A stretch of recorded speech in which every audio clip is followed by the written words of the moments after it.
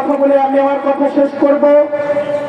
Asia মহাদেশের সবচেয়ে বড় মানুষের কণ্ঠস্বর ছিল মৌলানা ভাসানী।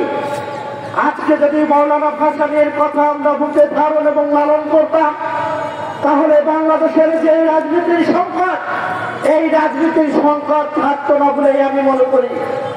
আজকে মৌলানা ভাসানীর যে আদর্শ, সেই আদর্শ যদি বুকে ধারণ এবং লালন করতাম, তাহলে বাংলাদেশের এই সংকট তৈরি হতো না। আজকে আমরা দেখছি অন্তর্বর্তী সরকারে যারা আছেন, তাদের ডাইনে এবং বামে আওয়ামী লীগের প্রেতাত্মারা ঘুরে বেড়াচ্ছেন। 3 মাস যাবৎ হয়ে গেল আওয়ামী লীগের প্রেতাত্মাদের বিচার করতে পারলেন না। বাংলাদেশের মানুষের আশা এবং আকাঙ্ক্ষা ছিল আর হয়তো বা রাজপথে নামতে হবে না, আর হয়তো বা টিভিতে ছোট কথা বলতে হবে না। গত 17 বছরে যারা বাংলাদেশের অর্থ লুটপাট করলো, বিদেশে থাকলো, তাদেরকে গ্রেফতার করতে পারলেন না। আজকে আমরা বলতে চাই, এই সমাবেশ থেকে প্রতিটি বই মৌলানা ভাসানীর নাম অন্তর্ভুক্ত করতে হবে।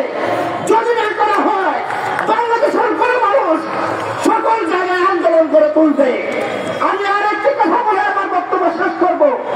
আজকে আমরা দেখছি অন্তর্বর্তী সরকারের ডাইনে এবং বামে আওয়ামী লীগের সাথে তলে তলে যোগাযোগ করছেন।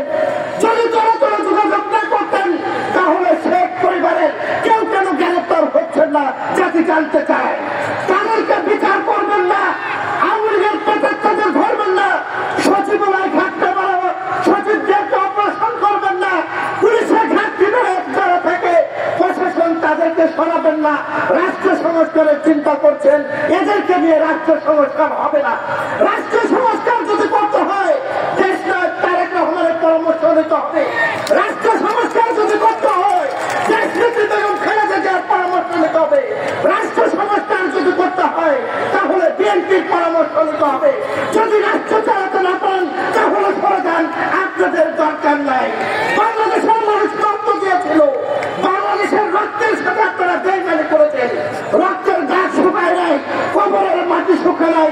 এখনই আমরা দেখছি আওয়ামী লীগের আসলের তলে যারা থেকে মধু এবং দুধ কলা খেয়েছেন, তাদেরকে আপনারা পুনর্বাসন করার চেষ্টা করছেন।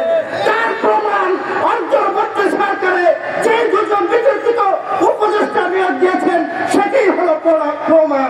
সকলকে ধন্যবাদ জানিয়ে আমি বলতে চাই, অন্তর্বর্তী সরকারের যাত্রা বিরোধী আন্তর্জাতিক ব্যক্তিত্ব সন্দেহ নাই, কিন্তু তিনি ব্যবসায়ী, তিনি রাজনীতিবিদ না। নিজের এখনই উচিত হবে বেগম খালেদা জিয়া এবং দেশনাথ তারেক রহমানের পরামর্শ নিয়ে জাতীয় নির্বাচন কিভাবে হবে তার দিক নির্দেশনা দেওয়া। সকলকে ধন্যবাদ জানিয়ে আমি আমার কথা শেষ করছি। দেখা হবে রাজপথে, কথা হবে স্লোগানে, হয় লাভ না ইতিহাস। আল্লাহ হাফেজ।